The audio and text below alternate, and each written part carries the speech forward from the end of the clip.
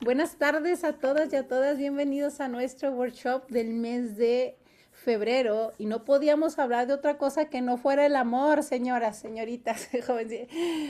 Ya sé que es un mes, ya sé que es una fecha comercial, pero intentándole darle otro sentido, es que quisimos abordar este tema relacionado con el cerebro y con este deseo que tenemos de acercar esta formación, mucha dopamina, María, sí, esta, esta información, esta conexión, esta forma de observar a nuestros niños y a nuestras niñas desde otra mirada, ¿no?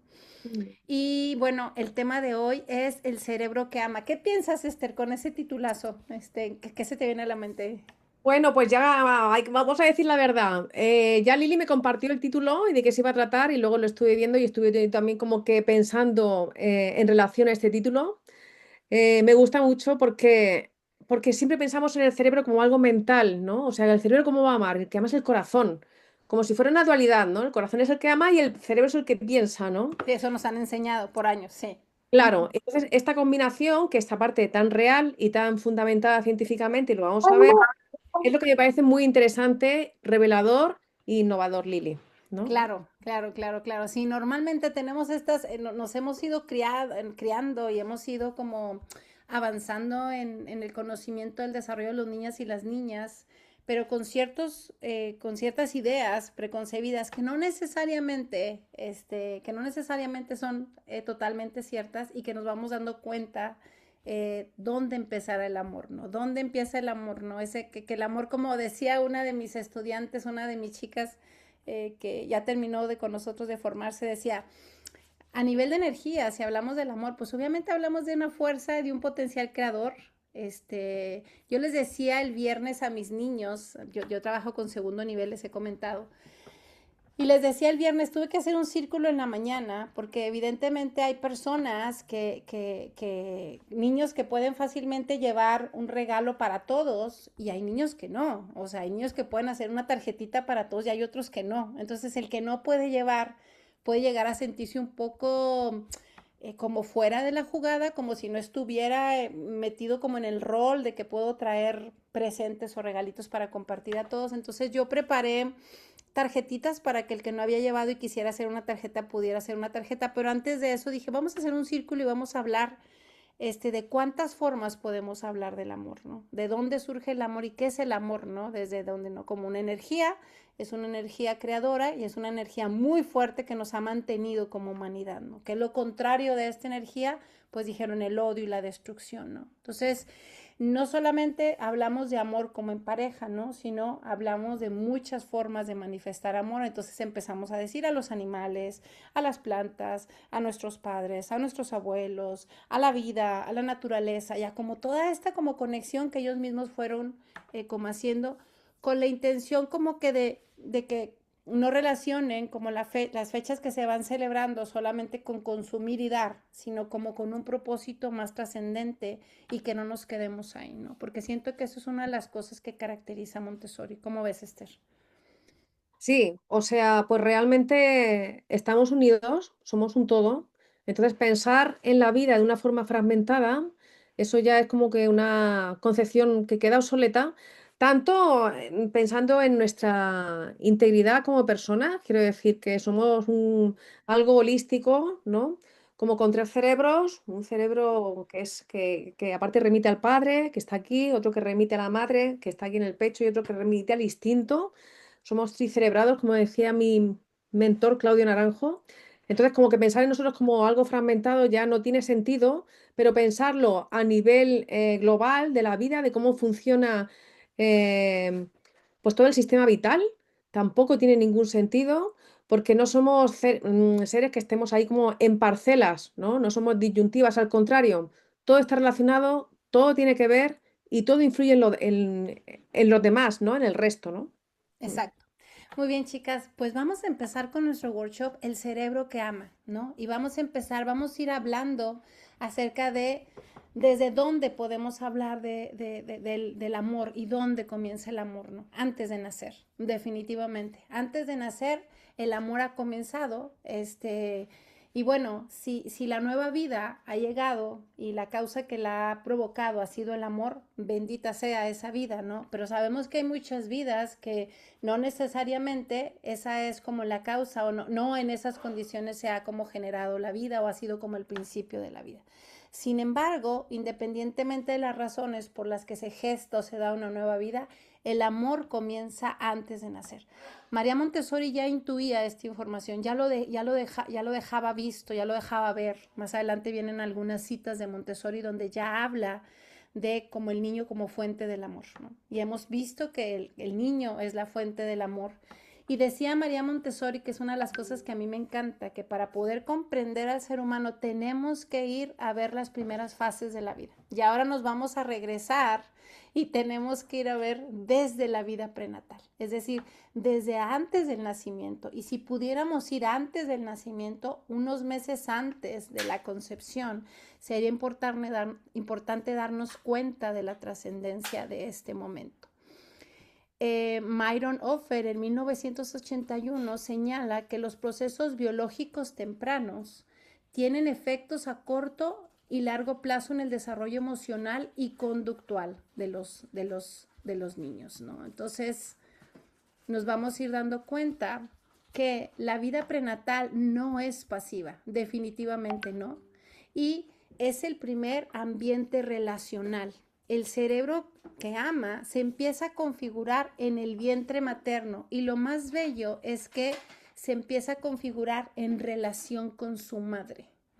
Entonces, si hablamos siempre que el ambioma modifica el genoma y hablamos siempre que el ambiente preparado es importante, tenemos que ser conscientes que el primer ambiente en donde nos desarrollamos es en el útero, el cuerpo de nuestra madre. Entonces, es importante que nuestra madre gestante sepa la tarea, el trabajo, la importancia de ese tiempo que va a pasar con su hijo dentro de ella misma y la importancia de su bienestar emocional, la importancia de su relación con su bebé dentro de su vientre, ¿no?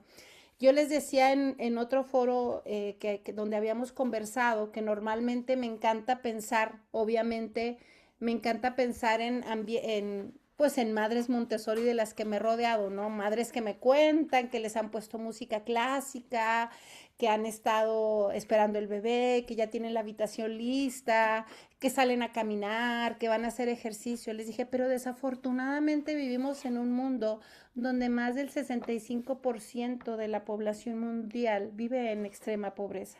Y en muchas de esas situaciones hay embarazos, incluso muchos embarazos de adolescentes. Entonces, ¿cuál es el riesgo que vamos corriendo? Que pues obviamente los primeros engramas, las primeras experiencias que se forman no son las más afortunadas, no tenemos esas conexiones y esas relaciones, incluso muchas de esas conexiones pasan desapercibidas y en silencio y quizá no llenas de amor, como quisiéramos. O sea, estamos haciendo estos workshops para difundir esta información, para darnos cuenta de dónde empiezan a sembrarse esas semillas, ¿no? Dónde se empieza a formar, dónde está la génesis, ¿no? Dónde está esa fundamentación. El embarazo es el primer entorno que tenemos, la primera oportunidad para acompañar.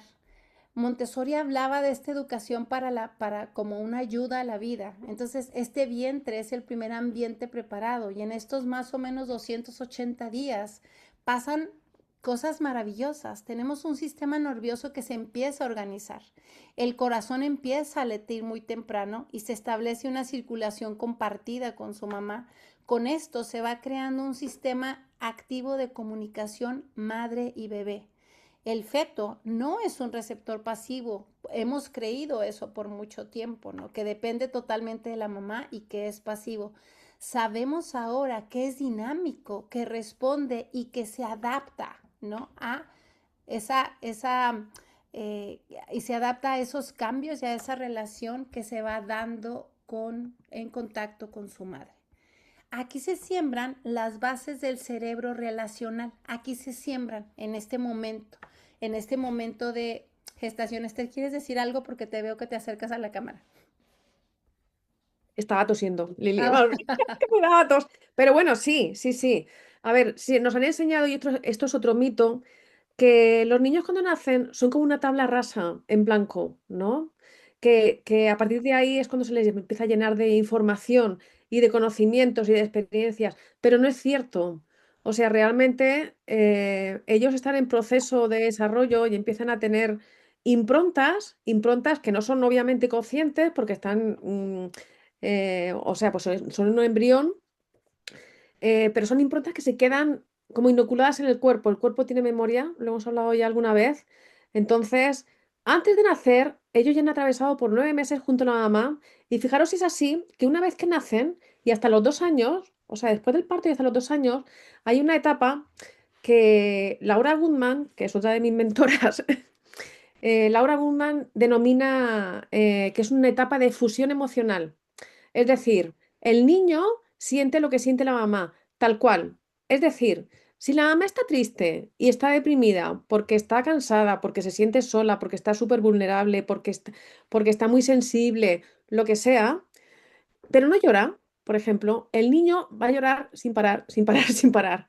El niño va a expresar lo que la mamá reprime o exacto. contiene. ¿Me explico? O sea, el niño lo que refleja es la sombra de la mamá, ¿vale? Lo que la mamá no puede ver de forma consciente lo expresa el niño como si fuera una extensión de ella. Entonces, fijaros si es importante, ¿no? O sea, un niño recién nacido, imaginaros antes cuando está dentro del vientre materno, ¿no? Y esto es algo que se estudia dentro, no sé si lo sabéis, ya esto lo digo así como curiosidad, dentro de una, bueno, una ciencia, sí, una especialidad que se llama ontogénesis, ¿no? Que estudia además pues, la formación del ser humano dentro del vientre materno. Hay como dos ciencias que se parecen, una es la filogénesis lo que estudia es el desarrollo de la evolución de la humanidad, ¿no? Desde que éramos, qué sé yo, organismos unicelulares. La ontogénesis más bien del desarrollo dentro del vientre de la mamá. Y aquí es donde se pueden apreciar desde el inicio ¿eh?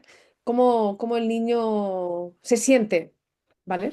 Me he Claro, extendido mucho, perdóname, Lili. fíjate que en el libro de Un ser humano de la doctora Silvana Montanaro, las que han estado trabajando en comunidad infantil o que tienen el curso de comunidad, tengo ese libro en PDF, si alguien lo quiere al final me manda un mensaje allí en el grupo y se los compartimos. Vale mucho la pena leer porque ya hablaba de esto, o sea, ya hablaba de todos estos aportes tan importantes de lo que pasa con el bebé antes de nacer. Y siento que esta es una de las cosas que más tenemos que tener en cuenta, estos aspectos que menciona Esther, porque después vemos al niño, al bebé, al recién nacido, fuera de mamá.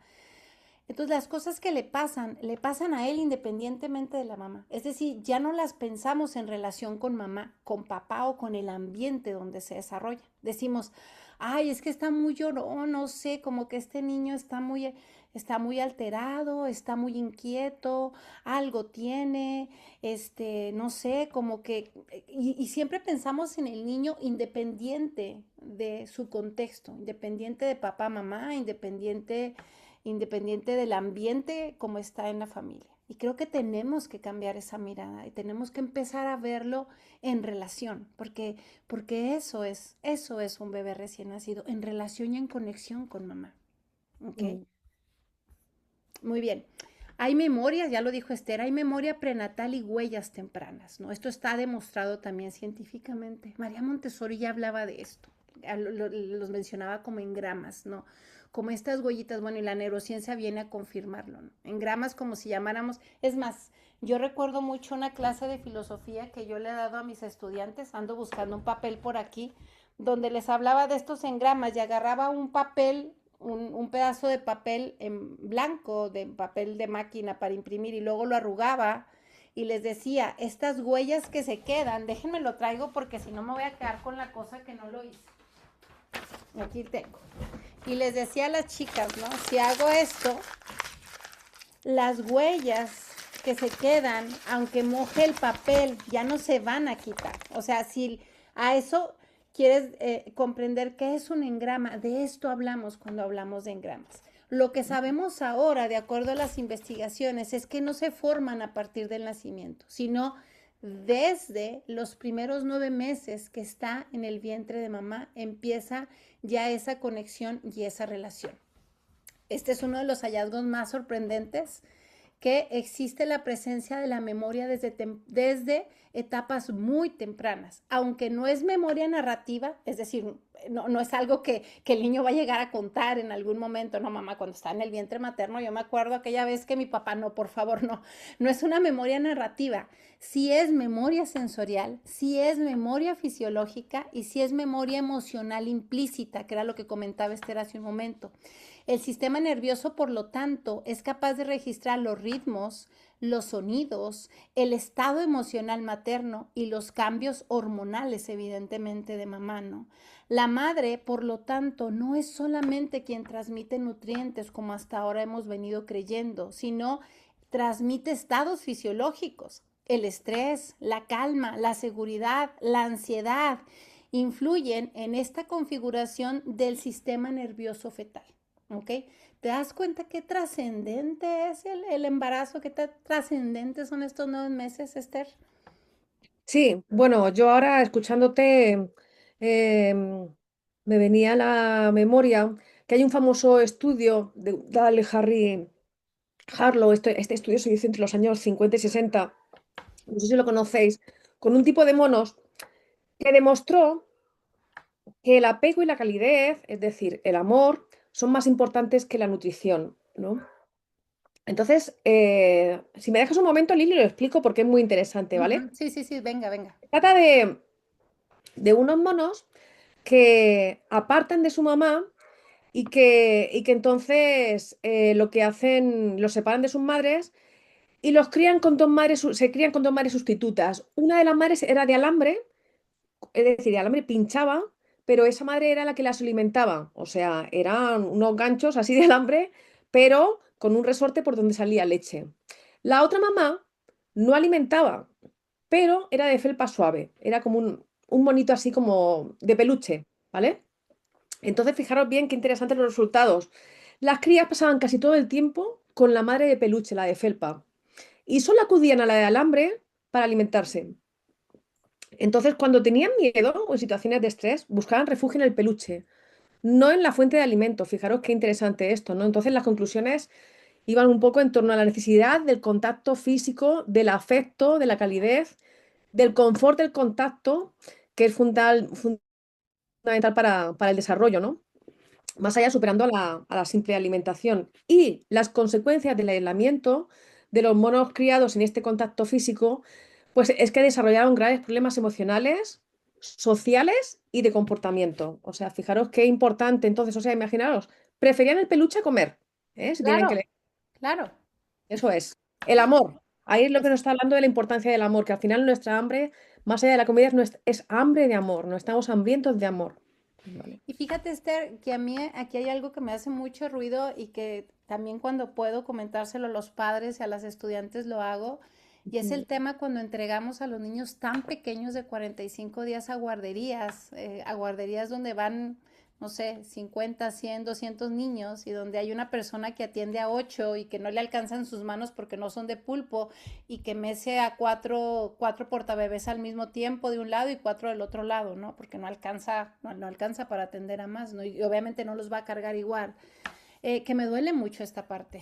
O sea, me duele mucho esta parte porque obviamente los sistemas laborales solamente en algunos países dan 45 días, en otros países dan 3 meses, en otros países dan 6 meses, pero la madre necesita maternar, necesita cuidar, necesita darle ese tiempo al bebé recién nacido porque es vital el contacto físico. O sea, es vital, es decir, es algo necesario para su vida y para la construcción del futuro de su psique, ¿no?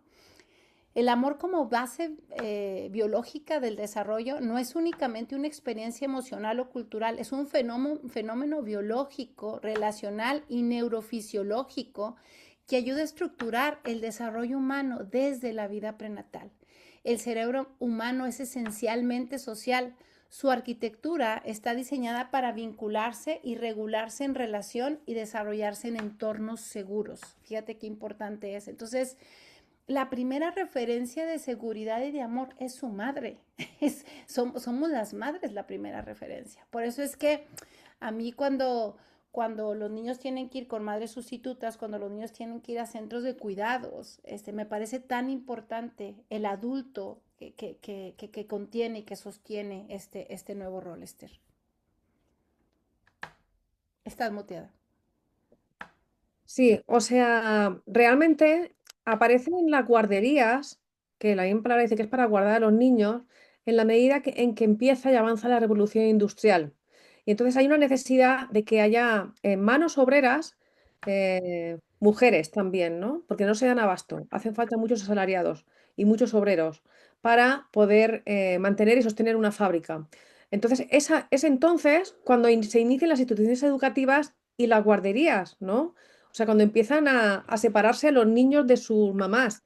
Y esto es muy curioso también, porque en otras tribus, porque yo siento que somos una tribu, y en otras culturas, ¿no? Se ve inconcebible esta separación. Y si lo veis, es mucho más, son mucho más sabias las mujeres indígenas que portean, por ejemplo, a sus niños, ya sea en la espalda o en el pecho, pero los llevan siempre en contacto con ellas, ¿no? O sea, porque el bebé nace muy prematuro.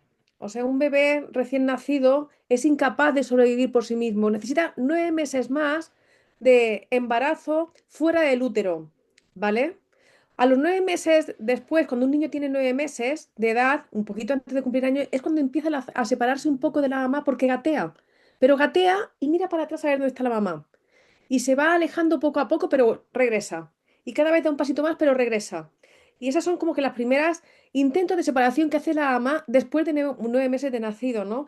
Pensad que un cachorro humano no sobrevive solo, no puede, ¿no? A diferencia de otros mamíferos que nacen mucho más maduros. Mm. Claro. Y bueno, María Montessori hablaba que el niño es una fuente de amor y cuando se toca al niño, se toca el amor, ¿no? De hecho, ahí sí es una frase muy famosa de al niño no se le toca y creo que es un poco derivada de esta parte, pero hoy podemos decirlo y hablarlo con lenguaje científico, diciendo que el cerebro humano está diseñado para vincularse y ese vínculo no es romántico, por definición, es biológico, es regulador y es formativo, es decir, es necesario para nuestra supervivencia. Amar es un estado de seguridad del sistema nervioso. O sea, necesitamos sentirnos amados, necesitamos amar y sentirnos amados, como ir y venir, ¿no? Como esto que siento, pero además, ¿cómo se llama? Tener esa como resonancia, ¿no? Porges, este neurocientífico, tiene esta teoría polivagal donde explica cómo esta conexión social está ligada a circuitos que detectan seguridad y apagan reacciones defensivas, facilitando la corregulación. Cuando un sistema nervioso ayuda a regular a otro, eso quiere decir la corregulación. En términos simples, el amor no solo se siente, también se organiza en la fisiología. ¿Ok? Y te voy a explicar qué es esta teoría polivagal porque me interesa mucho que te la lleves hoy, ¿no? Es desarrollada por el doctor Stephen Porges y explica cómo nuestro sistema nervioso autónomo regula nuestras emociones, nuestras sensaciones de seguridad y nuestra capacidad de vincularnos. Premisa central es muy poderosa. No amamos solo con el corazón, amamos con nuestro sistema nervioso, ¿ok? No solo es el corazón, que era con lo que empezaba Esther, no, amamos con nuestro sistema nervioso. El amor no es únicamente una emoción psicológica, es un estado fisiológico de seguridad, estado fisiológico de seguridad. Y esto es algo que muchas guías hacemos en el ambiente. O sea, una de las cosas que hacemos cuando nos vinculamos y nos conectamos con nuestros niños, porque lo primero que tenemos que hacer para trabajar con niños o para criar a nuestros hijos es vínculo y conexión. Sin vínculo y conexión no hay aprendizaje, no podemos avanzar más allá. ¿Por qué? Porque partiendo de esto se establecen las bases de la seguridad y el cerebro baja la ansiedad, la angustia, el estrés, lo que tenga, y se pone en condiciones para que el aprendizaje ocurra y se dé. En esta Ujú. teoría polivagal, el amor se ve como un estado de seguridad. Explica que el sistema nervioso opera en 3 estados. Te voy a explicar cada uno de los estados. El primer estado se conoce como vagal ventral. Es el estado de seguridad y de conexión. Es un estado de compromiso social. Permite amor, empatía y aprendizaje. El estado simpático es el estado de lucha o de huida. Es un estado de defensa cuando me siento amenazado que necesito salir corriendo, ¿no? Y reduce la capacidad de vincularme. Y el estado vagal dorsal, que es un estado como apagado, es un estado de desconexión cuando la amenaza es abrumadora. El amor evidentemente ocurre en el primer estado, en el estado vagal ventral. El contacto visual, la voz regulada, el tacto suave, la respiración sincronizada activan este sistema. Sin seguridad fisiológica no hay aprendizaje profundo. Sin seguridad fisiológica no hay aprendizaje profundo. Entonces, si el estado vagal ventral es el estado donde se va a dar el aprendizaje, como guía o como madre o como acompañante, tengo que asegurarme que por lo menos estoy realizando estas poquitas cosas que te mencioné. Contacto visual, voz regulada, tacto suave y esa respiración que ayuda a sincronizar y que activan este sistema. Esther, ¿quieres comentar algo? Sí, sí, claro, te estaba escuchando, ¿no? Lo de la atención sostenida y lo del contacto visual, la respiración tranquila, o no sé cómo lo has descrito, Ujú. el tono de la voz, y me daba risa porque digo, parece como mucha exigencia, parece que tenemos que estar en estado zen, ¿no? Para poder dirigir. Sí, O sea, y tal y como sí. estaba el estado actual, como estamos todas, de estresadas, ¿no? O sea que estamos hasta la greña siempre, ¿no? Como que está difícil, ¿no? Es como que hay que hacer un acto, pues yo creo que un acto de conciencia, ¿no? Un compromiso, ¿no? Para poder tender. Yo no digo que lo vamos a conseguir, pero por lo menos intentarlo, ¿no? En alguna medida y que esa sea como una tendencia o un propósito a ver hasta dónde podemos llegar o tener en cuenta por lo menos la influencia que ejercemos sobre nuestros niños y niñas, ¿no? A través de la voz, a través de la respiración, a través del contacto, a través de nuestra presencia. Mm.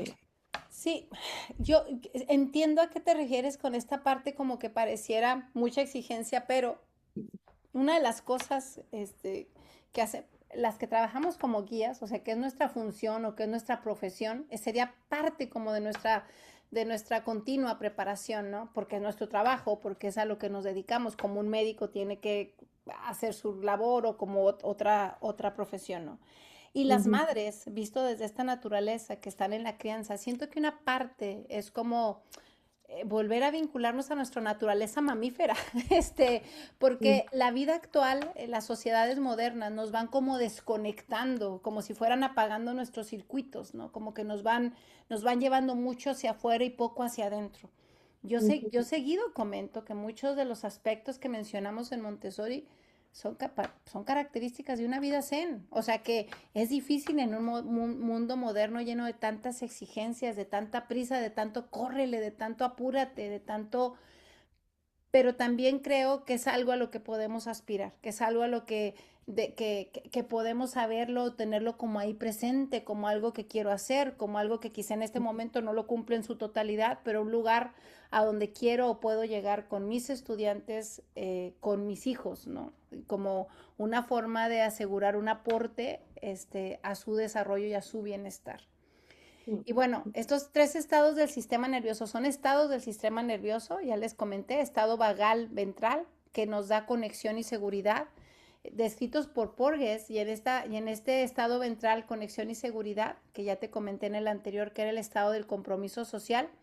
Cuando llegamos aquí nos sentimos tranquilos, podemos hacer contacto visual, nuestra voz es suave, escuchamos con apertura, experimentamos amor y cercanía. Este estado activa el nervio vago, ventral y además permite regulación emocional, empatía, cooperación, aprendizaje profundo. Este es el estado del cerebro que ama, ¿no? Cuando el cerebro está en conexión, obviamente el cerebro naturalmente siente esta seguridad y siente este estado neurobiológico, fisiológico que se conecta con el amor. En un ambiente Montessori, este es el estado que permite la atención sostenida, el trabajo colaborativo, la seguridad para equivocarse y esta mentalidad de crecimiento que necesitamos, ¿no? En los niños. Todas las que hemos trabajado con niños en Montessori, que estemos aquí presentes, sabemos que en el ambiente tenemos siempre uno, dos, tres, cuatro, cinco niños que son así. Sí, sí, sí llegamos a observar este estado vagal ventral de conexión y seguridad. No estoy diciendo que los 30 o los 20 o los 25, pero sí si llegamos a observar niños conectados en este estado. Obviamente, atrás de ellos hay padres sosteniendo también, sosteniéndolos, ¿no? Acompañándolos, brindándoles los recursos y lo que necesitan que quede de su lado. ¿Qué pasa en el estado simpático, en el estado de lucha o de huida, donde me quiero ir corriendo, donde me siento amenazado, ¿no? Se activa cuando percibimos amenazas. Se puede manifestarse como discusión, irritabilidad, ansiedad, taquicardia y tensión corporal. Para las que trabajamos o tenemos dentro del ambiente niños con neurodivergencias, niños con TEA o con TDAH o todo esto, ellos están mucho en este estado, porque acuérdate que la forma como perciben y reciben la información es diferente. Entonces, conforme los vamos conociendo y vamos trabajando con ellos, vamos llevándolos de a poco al otro estado para que vayan como poco a poco equilibrándose y ajustándose como esta homeostasis natural que ocurre en el ambiente, ¿no? En relaciones se genera conflicto, aumenta la reactividad, disminuye la capacidad de escucha. En el ambiente el niño no aprende, parece que siempre se defiende, parece que siempre se distrae, se puede volver agresivo o hiperactivo. Un cerebro en modo de lucha no puede amar o le cuesta mucho trabajo hacerlo porque está intentando sobrevivir, está intentando mantener viva a la persona, ¿no? Está en estado de sobrevivencia. Entonces es como complicado. Esther.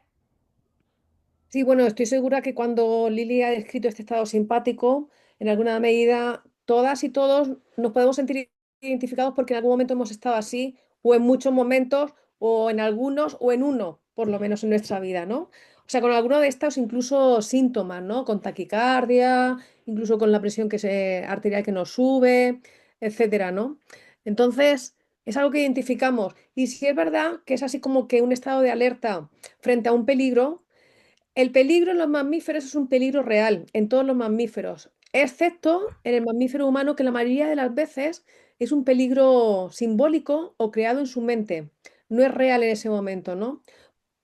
Por eso en los mamíferos humanos muchas veces ese estado se cronifica, porque estamos en un estado de estrés mantenido que nos produce ese tipo de síntomas, ¿no? Estamos diseñados biológicamente para mantener momentos de estrés, un pico de estrés, pero que luego haya una bajada en todos los mamíferos. Por ejemplo, los ciervos, de repente viene un depredador que es un león, tienen que echar a correr y ahí es cuando tienen su pico de estrés y luego desciende, cuando el león se va o cuando ellos consiguen protegerse y esconderse.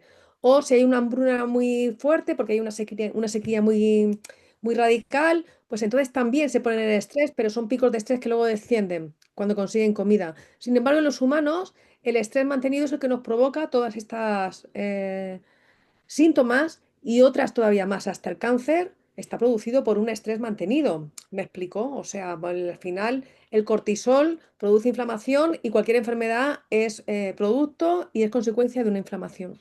Mm.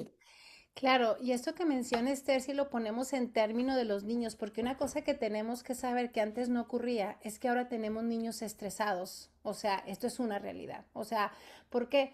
Porque si vemos que la cantidad de estrés que manejan los papás también es proporcional antes de los 6 años al nivel de estrés que manejan los niños. Después de los 6 años, quizá ya empieza a haber una diferenciación, pero aún así tenemos niños estresados ya en los ambientes, así como tenemos niños ya con obesidad, así como tenemos niños ya con algunas cosas que eran propias de los adultos, ¿no? ¿Qué quiero decir con esto? Que como mamíferos y como humanos no estamos preparados para vivir niveles de estrés permanentes. O sea, por eso es tan importante revisar el sistema educativo donde está nuestro estudiante. Hoy empezamos esta plática con el tema de calificaciones para los que llegaron tarde, antes de iniciar lo que era la plática, era un conversatorio por otro tema.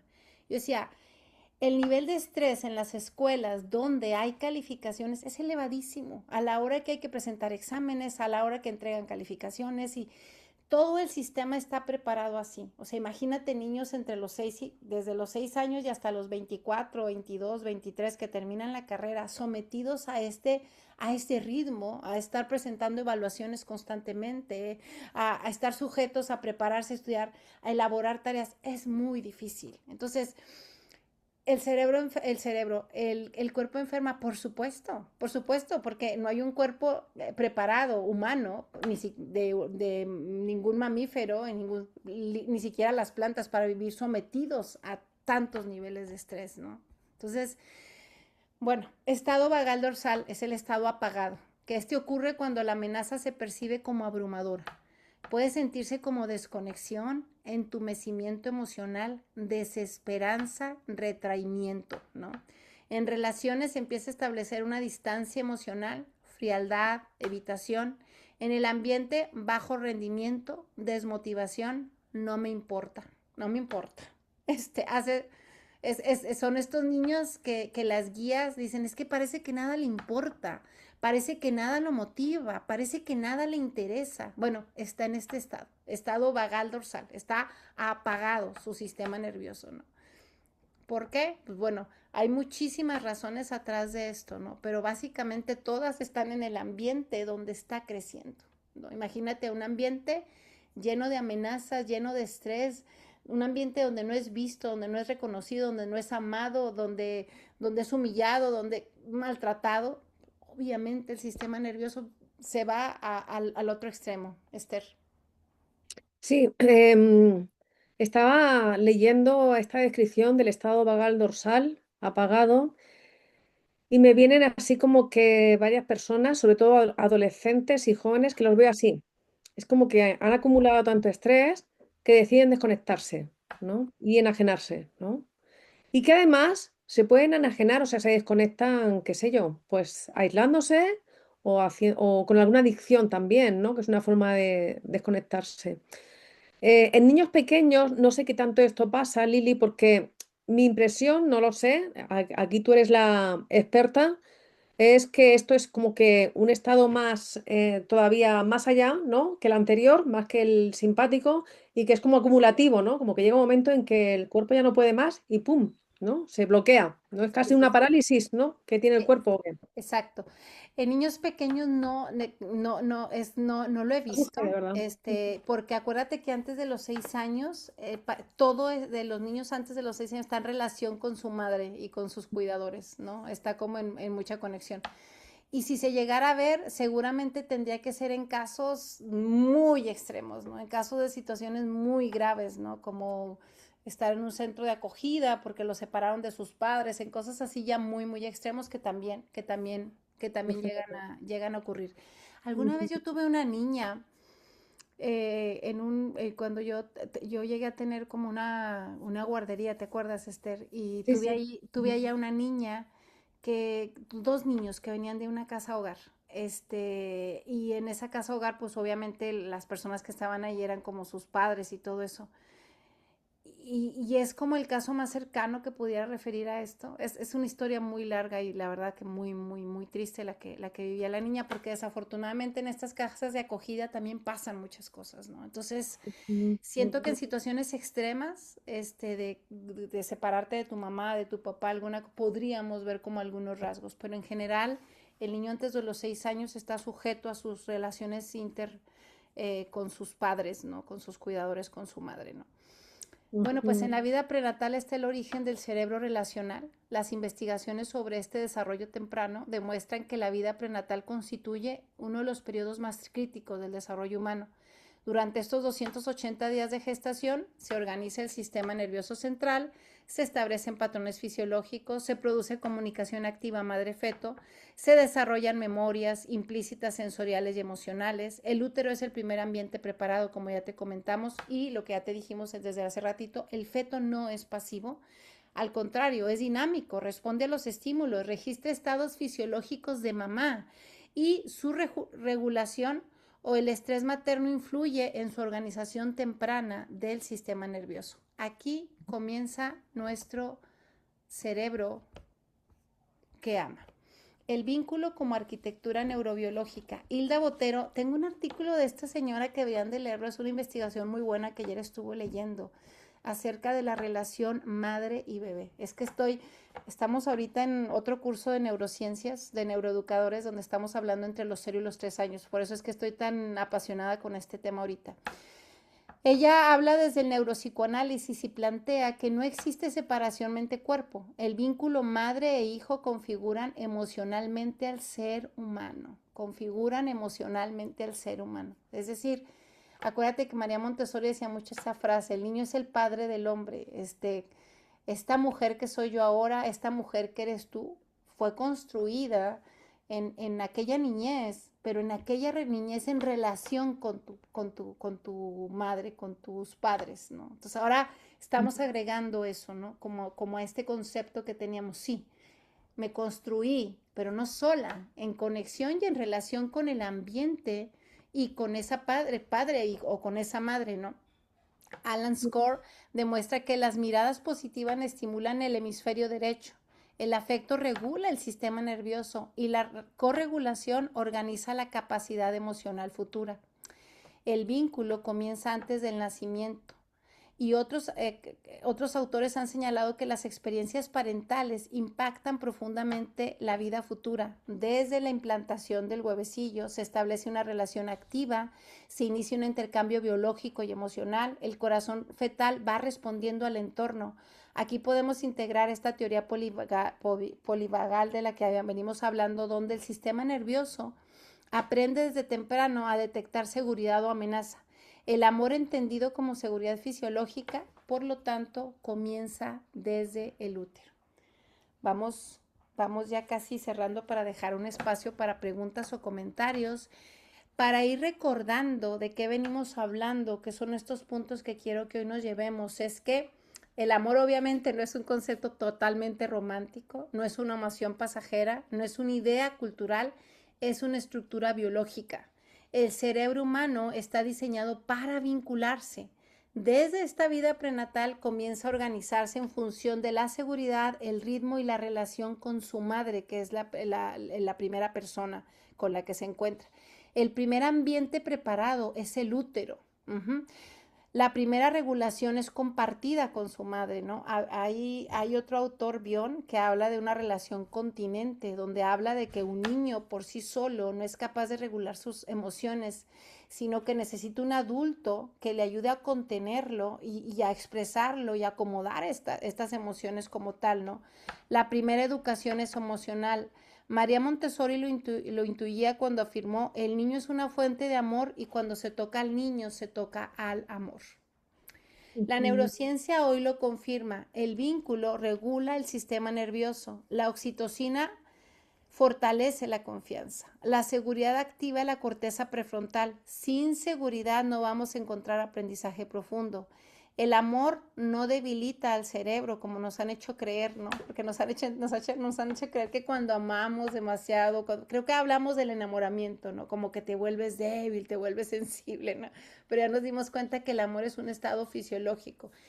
El amor no debilita el cerebro, al contrario, lo integra. Un cerebro que ama es un cerebro regulado, es un cerebro seguro, es un cerebro cooperativo, es un cerebro creativo y es un cerebro capaz de construir la paz. Yo estoy segura que María Montessori lo sabía. O sea, siempre que pienso en las lecciones de educación cósmica, siempre que pienso en los temas de educación para la paz y que los relaciono con estas nuevas investigaciones, digo, totalmente de acuerdo. O sea, es decir, si queremos niños que si queremos adultos distintos, tenemos que ser también nosotros un adulto distinto, que se planta y se presenta frente al niño de una manera diferente, que comprende estas premisas como el inicio o el principio de todo acto pedagógico, de toda acción relacional, de todo acto de crianza. Esther. A ver, además de todo esto, tenemos unas neuronas que se llaman neuronas espejo, que esas neuronas lo que nos permiten es poder empatizar con las personas con las que interactuamos, ¿no? Y ponernos en su lugar, ¿no? Y sensibilizarnos a sus necesidades o a cómo está la otra persona y comprometernos y poder hacer una vida como más cooperativa. Entonces, es química, ¿eh? O sea, no es un invento, no es una abstracción, no es algo que nosotras pensemos, sino que esto tiene un origen también biológico.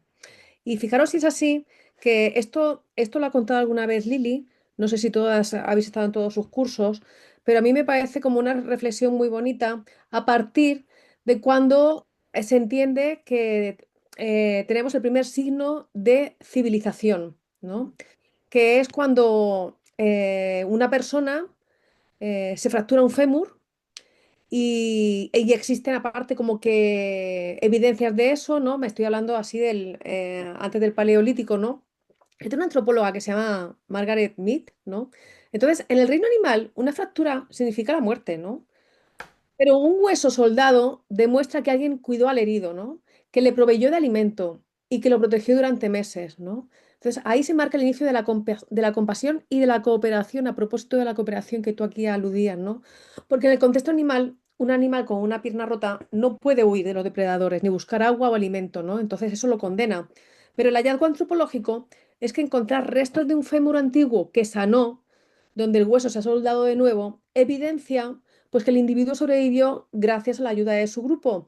Y a este nivel de significado de la civilización, para esta antropóloga, la civilización no comienza con las herramientas, sino con el comportamiento ético y el cuidado mutuo, ¿no? El acto de ayudar a otro y superar una dificultad. Porque el cuidado a largo plazo de una fractura de un fémur tarda meses en curar. Y esto implica que el grupo tuvo que quedarse, alimentar y proteger al herido durante todo ese tiempo, ¿no? O sea que hasta Claro, ahí. y bueno, y tenemos que decir que esa persona muestra un acto de amor en todas estas, en todo esto que hizo, ¿no? Ujú. Es así. Muy bien. Fíjate que a mí me gusta mucho el término, el sinónimo de observar como atestiguar, ¿no? Observar como atestiguar. Sobre todo porque lo relaciono con la importancia que tiene que un niño se sienta visto y se sienta mirado, mirado por nosotras como guía. Es decir, y cuando un niño se siente visto, se siente mirado primero como si soy madre la que estoy aquí conectada o si soy guía, ¿no? Porque cuando se siente mirado, se siente validado y se siente que vale por quien es, no por los números que saca de calificaciones, no por cómo se porta, sino solo por ser un humano, ¿no? Por ser quien eres, ¿no? Cuando el niño se siente mirado con ternura, comprendido y seguro, su sistema nervioso se organiza, ¿ok? Y este sistema nervioso organizado lo puede ayudar a aprender, lo puede ayudar a confiar y lo puede ayudar a crear, ¿no?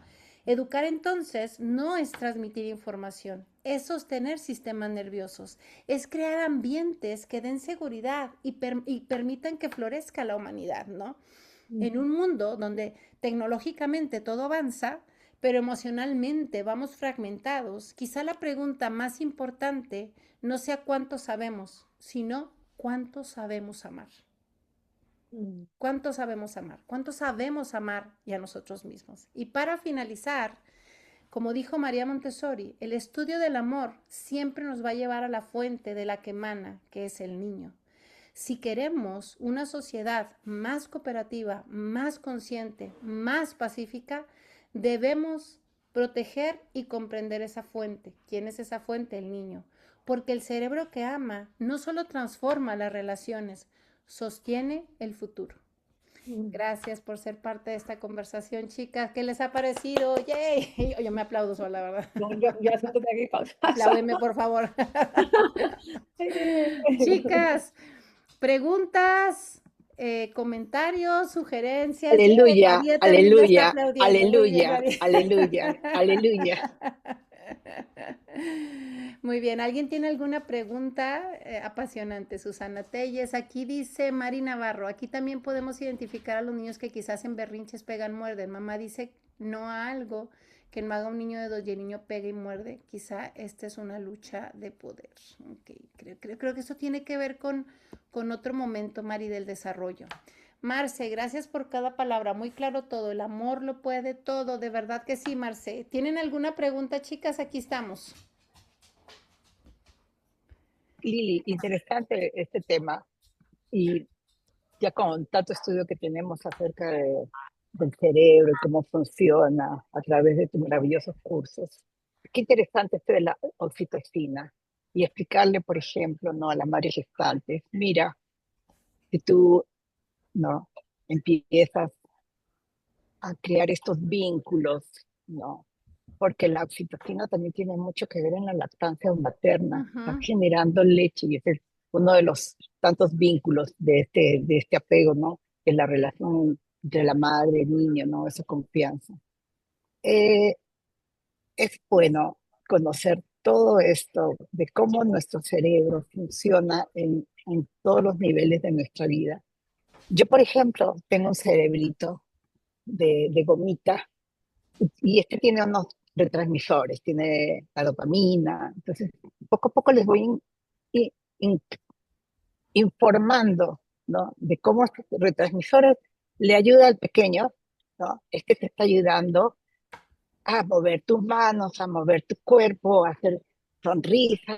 Ah, cuando estás molesto, Ujú. mira, este es el que te va a ayudar y así por el estilo. Qué importante es conocer cómo funciona nuestro cerebro. Mm. Sí, claro que sí, María. Y sabes también que, María, ayudar a las madres que están gestando, sobre todo si son jóvenes, sobre todo si no tienen acceso. Siento que mucha información, así como nos la han heredado a nosotros en el pasado de voz a voz y que culturalmente la hemos ido adquiriendo, siento que estamos en un momento nuevo donde tenemos que resignificar la información, volverles, porque nos habían dicho toma ácido fólico, toma vitaminas, descansa, no te estreses. Bueno, ahora hay que agregarles. Estás haciendo una labor muy importante. La vida emocional de tu hijo ya se está sosteniendo, el sistema nervioso, o sea, y toda la relación que tengas con él es importante. Siento que esto tenemos que empezarlo a transmitir y también a las guías que están con niños en el ambiente, la importancia de su regulación, la importancia de su trabajo, ¿no? La importancia de todo esto que necesitamos ser y estar. Maravillosamente sería a todos los maestros, ¿verdad? En el mundo, pero siento que es un proceso, siento que hay todavía muchas brechas por abrazar y por alcanzar. Marisol, adelante. Pues muchas gracias. La verdad es que siempre escuchar y escucharlas a ustedes hablar y a todas siempre nos anima, ¿no? Aquí, al final, estamos en un proceso que podemos influir con las madres gestantes, ¿no? Uh -huh. Pero ¿cómo hacerlo con las que ya con las que ya nacieron los niños, donde no hubo esta conciencia? Porque esa es una realidad que tenemos, ¿no? Lo mencionaste, el 65%, Uh dijiste, -huh, Lili. uh -huh, uh -huh. Entonces, ya están los niños acá. Nos toca a nosotros seguirnos preparando, ¿no? Ser estos adultos preparados que necesitan estos niños, porque si ni nosotros estamos bien, no podemos dar lo que no tenemos. Creo que está muy relacionado con la preparación del adulto para poder sostener en este tiempo a los niños que no fueron sostenidos en la gestación o en su casa, ¿no? Muchas veces podemos pensar que en casa lo tienen, pero nosotros lo miramos ahora en los colegios, ¿no?